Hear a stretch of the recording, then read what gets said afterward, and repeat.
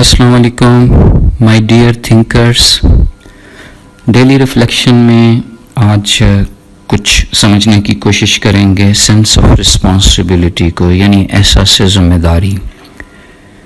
کسی بھی کام کی تکمیل میں، جستجو کے کسی بھی سفر میں احساس ذمہ داری کا ایک بہت بڑا کردار ہوتا ہے جو آدمی کو انسان بناتا ہے، عامی کو خاص کرتا ہے.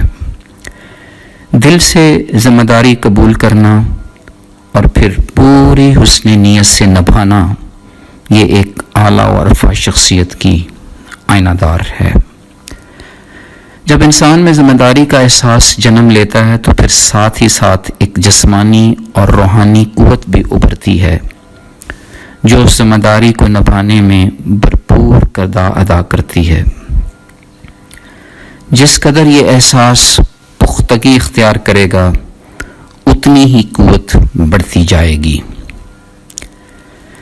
انٹرنل طاقت جب پیدا ہو جائے تو پھر ایکسٹرنل فورسز کچھ نہیں بگاڑ سکتی. ارد گرد کا ماحول ذمہ داری نبھانے میں زیادہ مثبت کردار ادا نہیں کرتا کیونکہ ہمارے ارد گرد اکثریت غیر ذمہ دار لوگوں کی ہوتی ہے جو ہمیں اپنی ہی کی طرح دیکھنا پسند کرتے ہیں. گویا ذمہ داری کا احساس زندہ رکھنا اور اسے ہر قسم کے مشکل حالات میں نبھانا ایک چیلنج کی طرح ہے، ایک ایسا چیلنج جسے معاشرے کے بہادر انسان ہی قبول کرتے ہیں. تاریخ گواہ ہے کہ جن افراد نے اپنے اندر ذمہ داری کا احساس پیدا کیا، اسے خوب وقار کے ساتھ نبھایا، وہ ذہنی اور قلبی سکون پانے میں سرخرو رہے،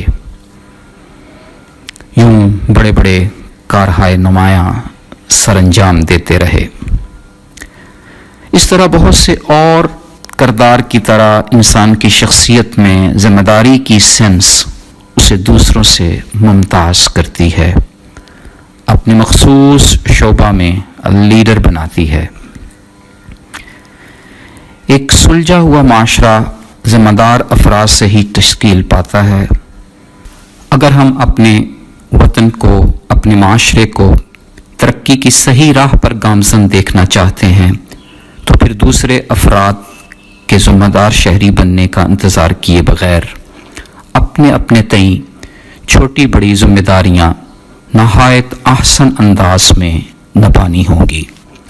ذمہ داری کے احساس کے تناظر میں رول ماڈل بننا ہوگا، نہ کہ کسی اور رول ماڈل کا انتظار کرتے کرتے وقت کو ہاتھ سے کھو دیں.